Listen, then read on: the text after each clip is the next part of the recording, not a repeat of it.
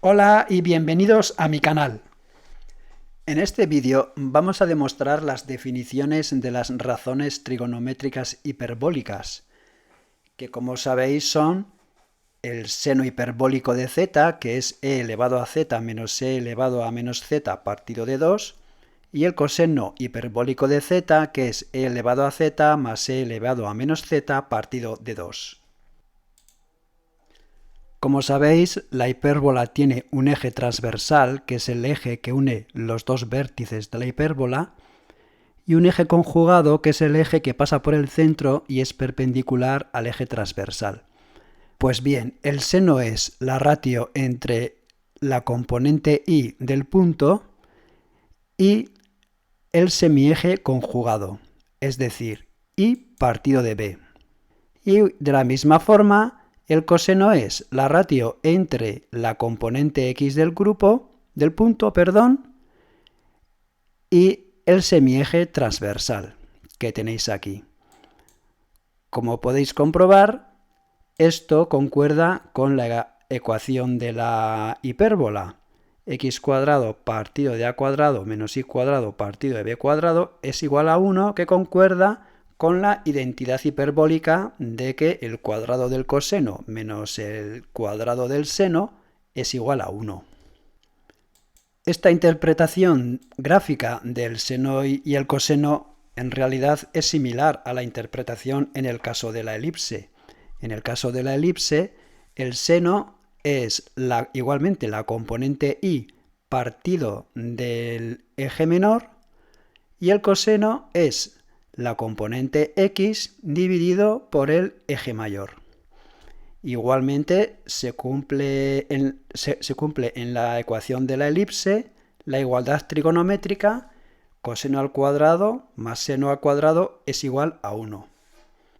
Con esto ya tenemos definido gráficamente qué es el seno y qué es el coseno, con lo que nuestro problema se puede redefinir así. Tenemos que demostrar que y partido de b es igual a e elevado a z menos e elevado a menos z partido de 2, y que x partido de a es igual a e elevado a z más e elevado a menos z partido de 2. Ahora tenemos que definir z, o sea, el ángulo. En el caso de la circunferencia, el ángulo es igual a la longitud del arco partido de la longitud del radio. Puesto que el perímetro de la circunferencia mide 2pi por el radio, si dividimos 2pi por el radio por la longitud del radio, nos queda que la circunferencia se divide en 2pi radianes. Y la otra manera consiste en dividir el área del sector circular por el área del triángulo que forman los dos ejes. El eje horizontal, que esta es la A, en una elipse este sería el eje mayor, y el eje vertical, que en la elipse sería B, que es el eje menor, solo que en la circunferencia miden lo mismo. Entonces, si dividimos el área del sector circular por el área del triángulo, en un ángulo que ocupara toda la circunferencia, entonces sería el área total de la circunferencia es pi r cuadrado, el área del triángulo pues es el radio por el radio partido de 2, r cuadrado partido de 2, que nos da lo mismo, 2pi radianes. Es decir, que los dos métodos para calcular el ángulo en una circunferencia nos dan el mismo resultado, nos dividen toda la circunferencia en 2pi radianes. Entonces, aquí, en la hipérbola, no podemos utilizar el método de la longitud del arco partido por la longitud del radio. Así que tendremos que utilizar el otro sistema, área del sector circular partido del área del triángulo. Entonces aquí tenemos el triángulo, bueno, aquí tenemos los dos ejes, el eje A, el eje B, luego el triángulo es este. ¿Veis aquí? A, B, y luego esta línea forma un triángulo y el área del triángulo es A por B partido de 2. Y después, aquí tenemos el área del sector, de la misma manera que en la circunferencia el área del sector se definía por el eje A, aquí por abajo, después la recta que une el centro con el punto, y todo eso delimitado por la curva. Aquí lo tenéis. Aquí está la recta A, la recta A. La recta que une el punto con el centro es esta, que es esta. Y luego la curva. Esta es la curva y esta es la curva. Por consiguiente, el ángulo de la hipérbola se va a definir por la razón entre el área que forma este triángulo y el área que forma esta superficie que vemos aquí. Bien, ahora tenemos que calcular cuánto mide esta superficie. Para calcular esto directamente pues es complicado, pero es mucho más fácil si calculamos primero el área de este triángulo, y le restamos el área de esta superficie, que sí que va a ser sencillo calcular porque va a ser simplemente una integral desde A hasta X. Bien, entonces vamos a calcular el área bajo esta curva. Para ello, lo primero que necesitamos es la ecuación de la curva. La ecuación de la curva es esta, que es la ecuación de la hipérbola. H y K son los puntos centrales de la hipérbola, pero como aquí estamos trabajando con la hipérbola centrada en el origen, porque para calcular una ratio interna, una ratio entre áreas de la hipérbola, no es relevante la posición en la que esté situada la gráfica, pues entonces H y K son 0. Con lo cual la ecuación que vamos a utilizar es esta. Bueno, entonces lo que tenemos que hacer ahora es despejar y obtenemos esta expresión. Y es igual más menos b por la raíz cuadrada de x cuadrado partido de a cuadrado menos 1. Entonces, simplemente integramos. El área será la integral entre a, esto es a, y x de esta expresión. Tomamos la expresión positiva porque la expresión negativa es la que vale para el flanco izquierdo de la hipérbola. Entonces ahora lo que tenemos que hacer es resolver esta integral. Esta integral es muy básica, es muy sencilla. Este cambio de variable es muy conocido. Simplemente x lo cambiamos por a por la secante de t, y la diferencial de x pues es la derivada de la secante por a, o sea, a por secante de t por la tangente de t, diferencial de t. No vamos a aplicar el cambio de variable en los límites de integración, porque va a ser mucho más fácil resolver la integral indefinida y después ya aplicaremos los límites. Entonces, aplicamos el cambio de variable, nos queda la raíz cuadrada de a cuadrado secante al cuadrado, después de aplicar este cambio de variable, partido de a cuadrado, simplemente, aplicando el cambio de variable en x cuadrado partido de a cuadrado, por la diferencial de x, que es a secante por la tangente de t por diferencial de t. Esta parte de aquí se nos convierte en a cuadrado partido de a cuadrado es 1, con lo cual se nos convierte en secante al cuadrado menos 1, que es la tangente al cuadrado, que como está dentro de una raíz cuadrada, pues se nos queda así. Tangente por la tangente, que es tangente al cuadrado, por a por la secante. Este a lo podemos sacar fuera y al final se nos queda la integral como ab por integral de la secante más la tangente al cuadrado. Vale, esta integral se resuelve por partes. Vamos a llamar a la tangente de t, la vamos a llamar u, y a lo que nos queda, que es la secante por la tangente, será la diferencial de v.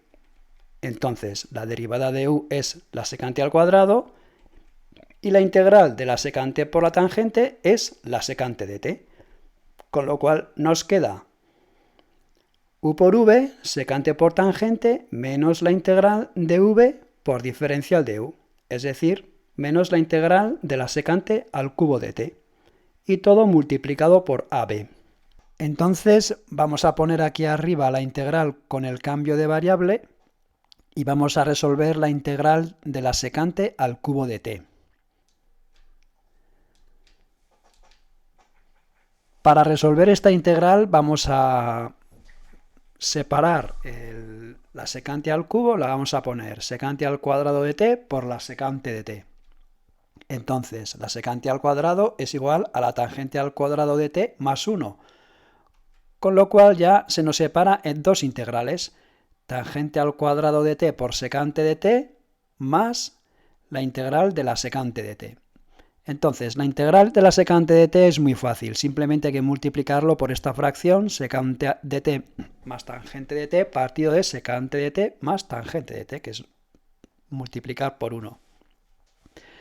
Entonces, al hacer esta multiplicación, nos queda en el numerador la derivada del denominador. La derivada de la secante es la secante por la tangente, y la derivada de la tangente es la secante al cuadrado, con lo cual la integral es el logaritmo neperiano de la secante más la tangente.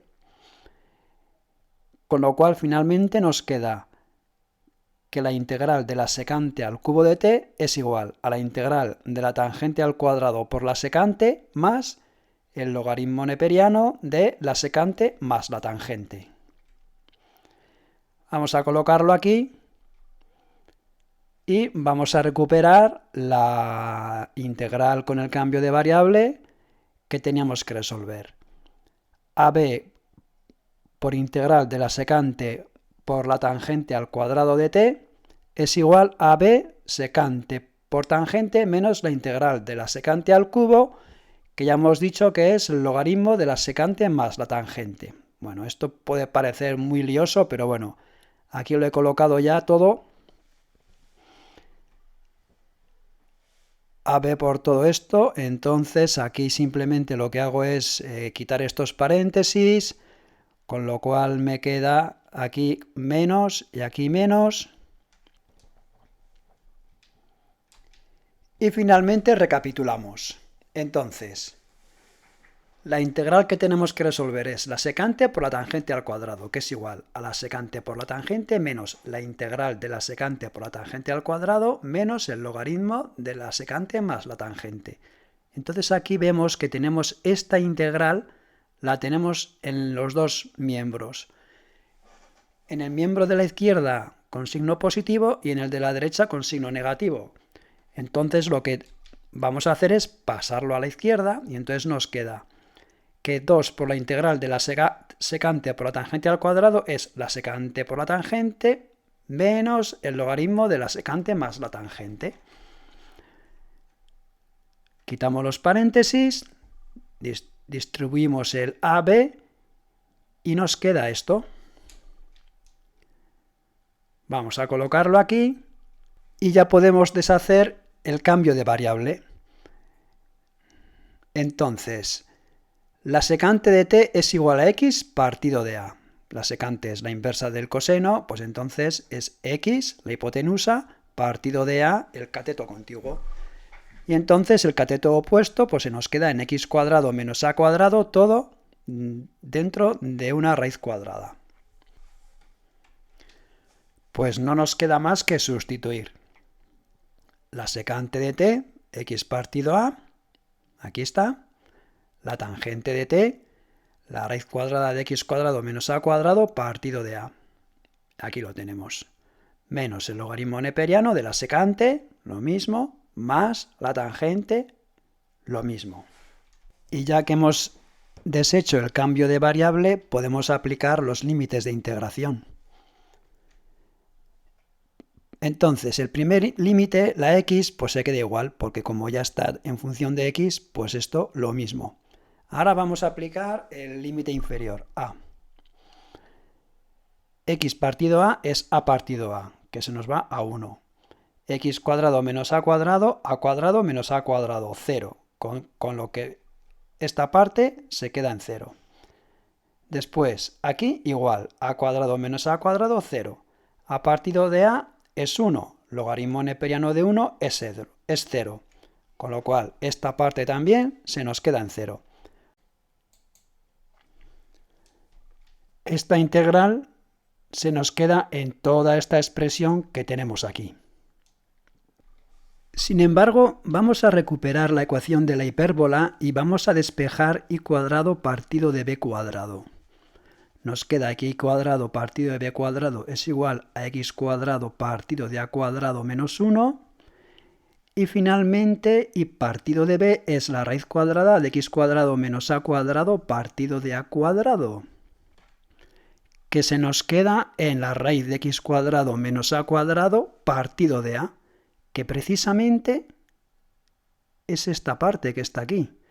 Raíz de x cuadrado menos a cuadrado partido de a, que es esto que está aquí, que es lo mismo, y que es lo mismo, lo cual quiere decir que lo podemos sustituir por y partido de b.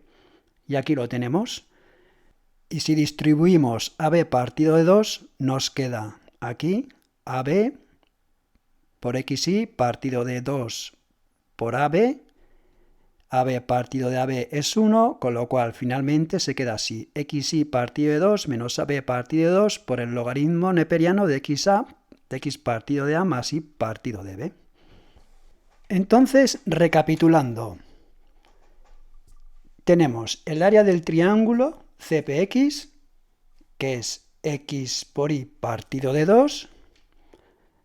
Después, el área bajo la curva que acabamos de descubrir, que es XY partido de 2 menos AB partido de 2 por el logaritmo neperiano de X partido de A más Y partido de B.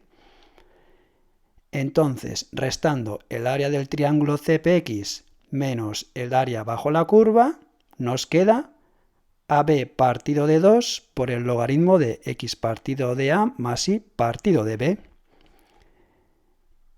Y volviendo ya al punto original, ya tenemos aquí el área del sector CPA, que lo dividimos por el triángulo del cuadrante, que es A por B partido de 2, y nos queda que el ángulo es el área del sector partido del área del triángulo, que nos da, aquí simplemente esto se nos cancela, y nos queda el logaritmo natural de X partido de A más Y partido de B. Y con esto ya tenemos todos los ingredientes que necesitábamos para nuestra demostración. Ya sabemos qué es el seno hiperbólico, qué es el coseno y qué es el ángulo. Así que empezamos. El ángulo es el logaritmo neperiano de x partido de a más y partido de b. Por tanto, e elevado a z es x partido de a más y partido de b. Y e elevado a menos z es 1 partido de x partido de a más y partido de b. Así que vamos a empezar con el coseno. Vamos a sumar e elevado a z más e elevado a menos z, que sustituyendo nos queda x partido de a más y partido de b más 1 partido x partido de a más y partido de b. Ahora multiplicamos y dividimos x partido de a más y partido de b por sí mismo, y nos queda esta expresión, con lo cual ya podemos formar una fracción. Que nos queda x partido de a al cuadrado más y partido de b al cuadrado más 2xy partido de ab más 1, después de haber desarrollado este cuadrado. Y ahora encontramos aquí una cosa curiosa. Vamos a recuperar la ecuación de la hipérbola, despejamos x cuadrado partido de a cuadrado, que nos da 1 más y cuadrado más b cuadrado, y es lo que tenemos aquí, ¿veis? 1 más y partido de b al cuadrado es, por la ecuación de la hipérbola, x cuadrado partido de a cuadrado. Entonces vamos a sustituir. Después de sustituir y más y partido de b al cuadrado más 1 por x cuadrado partido de a cuadrado, nos queda esta expresión, y de esta expresión podemos sacar factor común, 2 y x partido de a. Con lo cual nos queda 2 por x partido de a por, y aquí nos queda esta expresión, que esto es 1. Con lo cual resulta que e elevado a z más e elevado a menos z es 2 por x partido de a. Luego x partido de a es e elevado a z más e elevado a menos z partido de 2, que es el coseno hiperbólico de z. ya tenemos demostrada la definición del coseno hiperbólico de z en términos del número e. Ahora vamos a por el seno hiperbólico. Con el seno hiperbólico hacemos la misma operación, solo que en vez de sumar, restamos. Entonces, igual que antes, sustituimos, operamos para poder tener una sola fracción y ahora, igual que antes, recurrimos a la ecuación de la hipérbola. Y vemos que aquí podemos sustituir x partido de a al cuadrado menos 1 por y cuadrado partido de b cuadrado. Así que sustituimos, igual que antes, podemos despejar el 2 por y partido de b. Esta parte es igual a 1, pasamos el 2 dividiendo al otro miembro, con lo que nos queda que y partido de b es igual a elevado a z menos e elevado a menos z partido de 2, que es el seno hiperbólico de z. Y con esto ya tenemos demostrado lo que queríamos demostrar.